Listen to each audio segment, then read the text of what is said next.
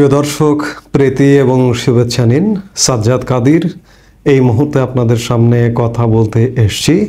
যুক্তরাষ্ট্র ভারত পররাষ্ট্রমন্ত্রী পর্যায়ে প্রথম বৈঠকেই বাংলাদেশ ডোজের আলাপ শুরু, এই প্রসঙ্গটি নিয়ে কথা বলবো। আপনারা জানেন মাত্র 20 তারিখ মার্কিন যুক্তরাষ্ট্রের প্রেসিডেন্ট ডোনাল্ড ট্রাম্প শপথ নিয়েছেন।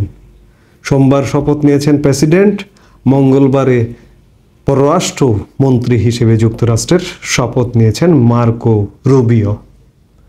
মঙ্গলবার শপথ নিয়ে বৈঠক করেছেন মার্কিন যুক্তরাষ্ট্র সফররত ভারতীয় পররাষ্ট্রমন্ত্রী ডক্টর এস জয়শঙ্করের সঙ্গে, এবং আলোচনায় উঠে এসেছে দ্বিপাক্ষিক নানা বিষয়ে আলাপ আলোচনার সাথে সাথে যুক্তরাষ্ট্র ভারত সম্পর্কের আলাপের সাথে সাথে সেই আলাপের টেবিলে বাংলাদেশ প্রসঙ্গ উঠে এসেছে।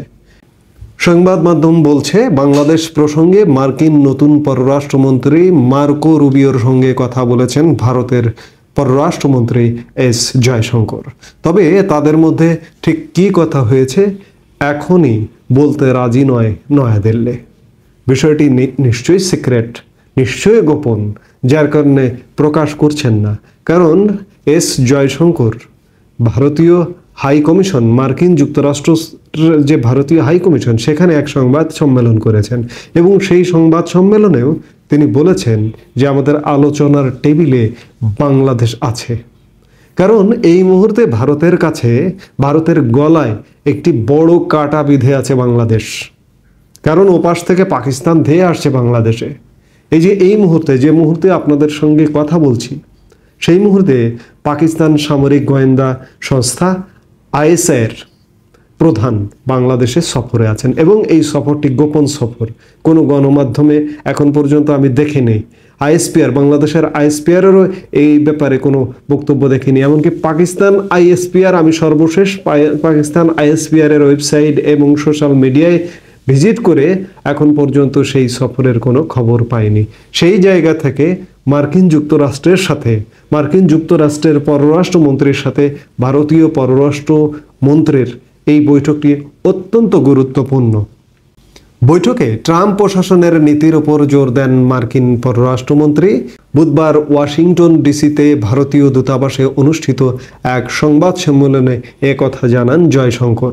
সামাজিক যোগাযোগ মাধ্যম এক্সে সংবাদ সম্মেলনের ভিডিওটি পোস্ট করেছেন জয়শঙ্কর নিজেই, যা পরবর্তীতে ভারতের পররাষ্ট্র মন্ত্রণালয়ের ওয়েবসাইটে প্রচার করা হয়েছে। সংবাদ সম্মেলনে রুবিওর সঙ্গে জয়শঙ্করের মধ্যকার বৈঠকের নানা বিষয়ে জানতে চেয়ে প্রশ্ন করেন সাংবাদিকরা।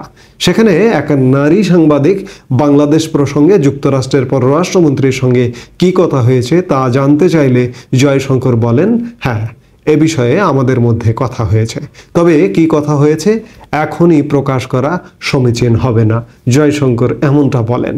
এদিকে ভারতের রাষ্ট্রীয় বার্তা সংস্থা পিটিআই জানিয়েছে ট্রাম্পের প্রেসিডেন্ট হিসেবে অভিষেক অনুষ্ঠানে অংশ নিতে যুক্তরাষ্ট্রে যাওয়া ভারতের পররাষ্ট্রমন্ত্রী ওয়াশিংটন ডিসিতে দেশটির নতুন পররাষ্ট্রমন্ত্রী মার্কো রুবিও এবং জাতীয় নিরাপত্তা উপদেষ্টা মাইক ওয়ালজের সঙ্গে বৈঠক করেছেন। এছাড়া যুক্তরাষ্ট্র, ভারত, অস্ট্রেলিয়া ও জাপানকে নিয়ে গঠিত 4 দেশীয় জোট কোয়াডের পররাষ্ট্রমন্ত্রী পর্যায়ের বৈঠকেও উপস্থিত ছিলেন এস জয়শঙ্কর। এসব বৈঠকে যুক্তরাষ্ট্রের সঙ্গে দ্বিপক্ষীয় সম্পর্কের উপর জোর দেওয়ার কথা জানিয়েছে ভারত। এছাড়া মঙ্গলবার মার্কো রুবিওর সঙ্গে জয়শঙ্করের বৈঠকের বিষয়ে একটি সংবাদ বিজ্ঞপ্তি প্রকাশ করেছে যুক্তরাষ্ট্রের পররাষ্ট্র দপ্তরও।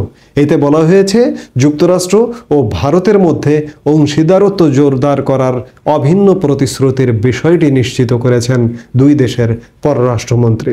দেখুন যুক্তরাষ্ট্র কতটা গুরুত্ব দিচ্ছে যে জয়শঙ্করের সঙ্গে সেখানকার পররাষ্ট্রমন্ত্রী, নতুন পররাষ্ট্রমন্ত্রী মার্কো রুবিওর বৈঠক, যার দরুন যুক্তরাষ্ট্রের পররাষ্ট্র দপ্তরের এই বিজ্ঞপ্তিটি প্রকাশ করা হয়েছে।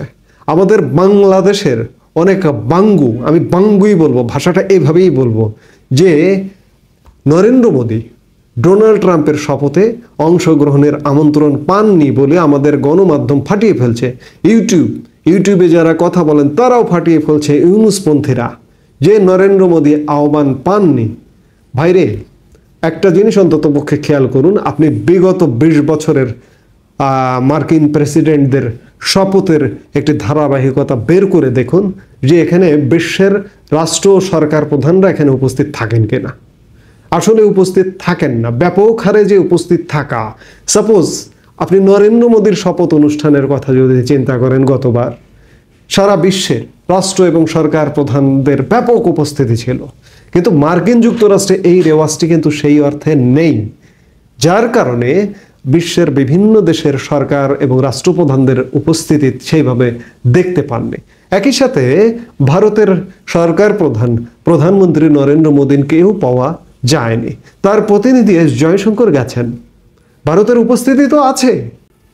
আরেকটি গুরুত্বপূর্ণ বিষয় যে নরেন্দ্র মোদী ডোনাল্ড ট্রাম্পের অত্যন্ত নিকটজন বিশ্ব নেতাদের মধ্যে। হাজির না হবার একটি অত্যন্ত গুরুত্বপূর্ণ কারণ হচ্ছে ভারতেই আর দুদিন বাদেই অত্যন্ত গুরুত্বপূর্ণ একটি ইভেন্ট আছে, 26 জানুয়ারি ভারতের প্রজাতন্ত্র দিবস। সেই দিবসে বিশ্বের নানা প্রান্ত থেকে সম্মানিত অতিথিরা আসেন এবং এটি খুব জাঁকজমকপূর্ণভাবে আয়োজন করে ভারত সরকার। সেই আয়োজন ছেড়ে নরেন্দ্র মোদী মার্কিন যুক্তরাষ্ট্রে উড়ে যাওয়া এই মুহূর্তে একটা অসম্ভব ব্যাপার ছিল।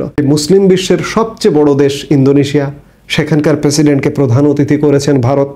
সেই জায়গা থেকে অত্যন্ত গুরুত্বপূর্ণ একটি ইভেন্ট, সেই ইভেন্ট ছেড়ে নরেন্দ্র মোদী যাবেন বা কীভাবে? তার প্রতিনিধি জয়শঙ্কর প্রতিনিধিত্ব করছেন।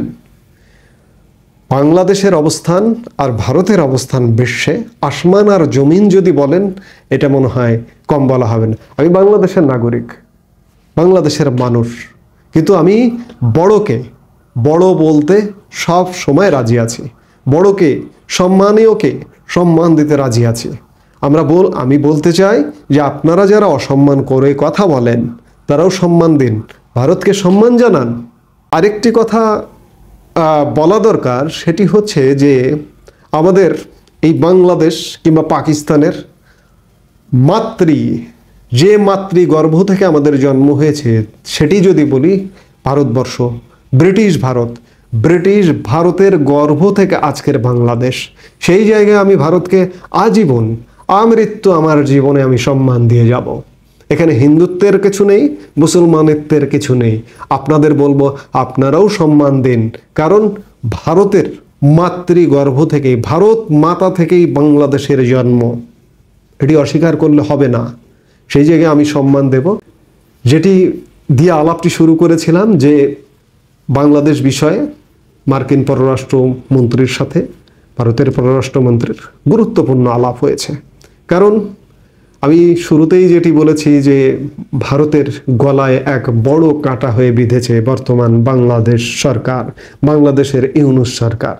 এই ইউনূস সরকার যে লং লাস্টিং করবে না, এটি নিশ্চিত থাকুন।